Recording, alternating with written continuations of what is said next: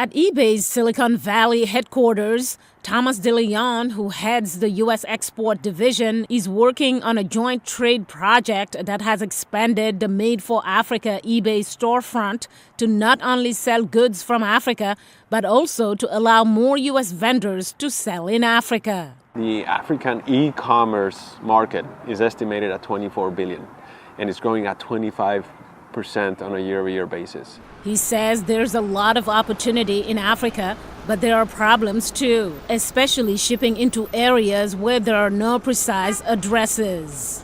And that's where you have great partnerships, and that's where you have Mall for Africa coming in and really taking the pain point away. To solve the shipping problem, all the U.S. goods filter to a processing center in Oregon and are sent from there to pickup locations around Africa.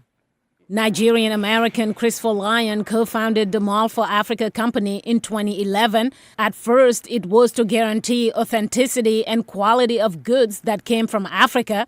Partnering with U.S. retailers, the site later allowed African buyers to purchase products from about 200 stores in the U.S. Folayan used to bring a lot of American merchandise with him when he traveled to Nigeria. It dawned on me that every time I went back home, I kept taking more and more suitcases. So people had access. They knew what they wanted, and they wanted to buy products directly from the U.S. But they could see it, they could find it on the internet, but nobody shipped to the continent.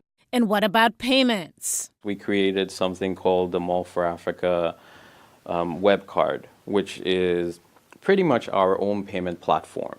So we allowed people to pay in local currency, because a big thing is many people don't have credit cards in Africa. Folayan says the program has been a quick success, doubling its exports to Africa in the past year. Mariama Diallo, VOA News.